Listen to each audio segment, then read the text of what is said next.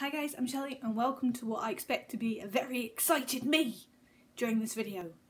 Because I keep forgetting this thing in my life. Let's put some content. What the hell am I talking about? I'm just so excited. There's a thing next to me. Okay.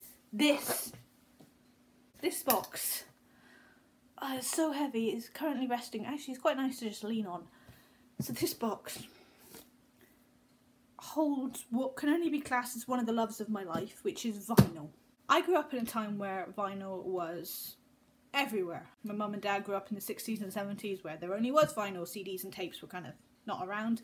And then tapes came into the life and CDs came into our life and vinyl sort of disappeared, and now it's having a bit of a comeback and we're all loving it again. And I grew up in a household where record player was pretty much on 24/7, and my favourite thing to do as a kid was to put the record player on. I'd kind of been taught how to use it.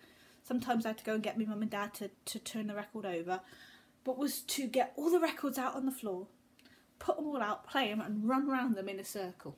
We had this big, I can vividly remember, I can smell it, I can smell the pledge on the bookcase. I can feel the bright red carpet. Yes, we had a bright maroon red carpet underneath my little toes. I just remember being the most happy I've ever been, running around listening to Boney M and Agadoo and all this really bad 80s music, but some really, really good stuff that my parents owned. Vinyl has always been something that I just sort of love. And so even though I don't own a record player, I own vinyl. This box of vinyl has been in the back of my cupboard forever, and every now and again I get it out, and every now and again I'm still surprised by what's inside it. I forget what's inside it. And it's the summer, we've got my mum's record player set up, so I got it out and I opened it and then I shut it again because I was squealing with the amount of excitement of the music that is in here that I forgot about, so I wanted to share it basically. This is a very long ramble to say I'm going to share my excitement with you because oh my god. So this is such a satisfying sound. I open the case and the magic that is inside. I keep forgetting I own this. Have you heard it's in the stars? Next July we collide with Mars. Well, did you ever? What a swell party this is. Best musical movie ever made. I mean, The Philadelphia Story, which is what this movie is based on, is even better than this. High Society is a musical with Bing Crosby, Grace Kelly and Frank Sinatra. I blanked on his name for a moment. Frank Sinatra in it. And it's the story of this chick getting married, and that's her ex-husband. That isn't the husband she's going to marry, it's just a bloke. And, it's Louie Armstrong, it's Frank Sinatra, it's Grace Kelly, it's Bing Crosby, it's... the music to this just lifts my frigging soul. Oh, that's why I love it so much. It was music and lyrics by Cole Porter.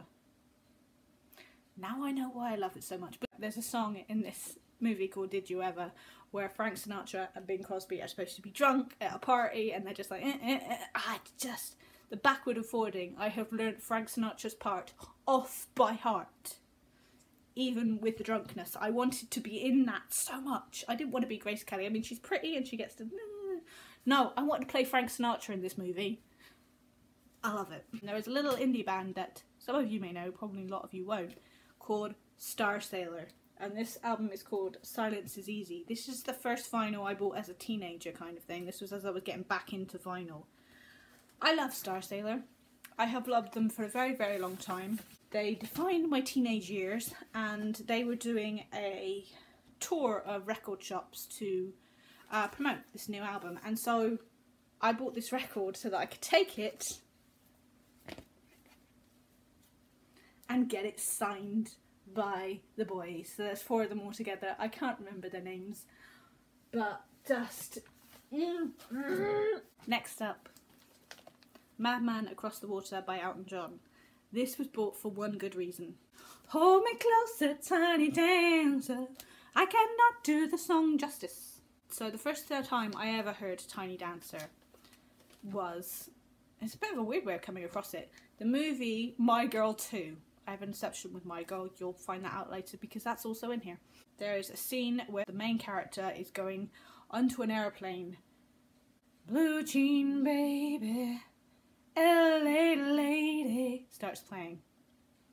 I didn't even get to the Tiny Dancer bit. It didn't even get to the famous moment in the movie Almost Famous where they're all singing it on the bus. It didn't get that far. Literally the first 2 lines. The intro of that song just knocks me for 6. And so I wanted that on record. You couldn't buy it as a single. You had to buy the album. I bought this album. Plus, I just love the colour because it is blue jeans. And it's Elton John. Next up, we have a collection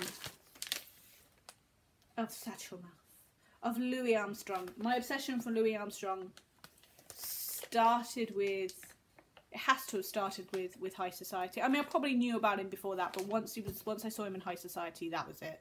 It's just like, what is this voice? What is this gravel? What is this wonderment? I just love just putting them on in the background and just chilling out to Louie Armstrong, because he is a wonder. And now we go into a section of records that just make my heart beat a little bit faster. Lots of people grew up listening to the Beatles. They know the Beatles lyrics, they know the Beatles songs before they even can speak. They just know them. It's just ingrained. They can just sing along to them. I can sing along to a few Beatles songs. But when it comes to this band, this was the band that I grew up with. This was the band that my mum and dad played. This was the band that was just ingrained into my brain. Queen. And this is their first album. I believe this is their first album. I'm guessing it is because it's got Killer Queen on it and that was their first ever single. This I know. I don't even know why I know this. I just do. So this is their first album, Sheer Heart Attack. We have A Night at the Opera, and I love this album. It's so pretty. There is a second part to this one, a black cover that's called A Day at the Races. My mum owns that one, I don't. This one has Bohemian Rhapsody on it, so I'm not sure if this is the first album that Bohemian Rhapsody showed up on. I think it might be, but don't quote me on that because I'm not, you know, an expert at these things. And then we have the albums that I think I spent the most money on, that I was obsessed with getting. I mean, this was true obsession. This took me months. This was a year's worth of money for me. I saved and I saved and I scrimped and I saved every single thing I could get. The first one is pretty easy to get hold of, and that is Queen's Greatest Hits Part 1. They've remade this. You can even buy it in Tesco's. It's pretty easy to get hold of. Obviously not an original, which I have. And on here is Bohemian Rhapsody, Another One Bites the Dust, Killer Queen, Fat Bottom Girls, Bicycle Race, You're My Best Friend, Don't Stop Me Now, Having Such a Good Time, I'm Having a Ball, Crazy Little Thing Called Love. If I was ever to get married, that song would be played. The next two, Greatest Hits Part 2 and Greatest Hits Part 3, are very difficult to get hold of. Original. This one took me a couple of months to get a decent copy of Queen Greatest Hits Part 2, and this is a 2-part vinyl set, and we have It's Kinda Magic, Under Pressure, Radio Gaga, I Want It All, I Want to Break Free, Innuendo, Who Wants to Live Forever, I'm Going Slightly Mad, Just Very Slightly Mad, which was my theme tune for about 4 years. Look at the magnificent inside that. Look, it's the I Want to Break Free video. I love that video. Then we have the PS2 Resistance, the one I spent all my money on, the one that I will never let go of, that half of my family are trying to prize off of me, and yet I still won't let them have it. I barely even play it because it's just so precious to me. Oh yes. Part 3 of the Greatest Hits, and what's special about this one is even the plastic sleeve is special. So these 3 are printed on the sleeve, the plastic case that keeps it in. Freddie's on the actual card, and this is, I don't want to get it out because I know I'm going to screw it up. The third album is a 3-part record, so 3 records in it. The first one was Greatest Hits, the second one was Greatest Hits, but the third one was collaborations. So the greatest of their collaborations, because Freddie had passed on and they had had a concert, so George Michael had sung with them and Elton John had sang with them and lots of other people had sang with them, so they took all those records that they shared together and they put that on the last disc of this album, and I just love the amount that they brought everybody in together.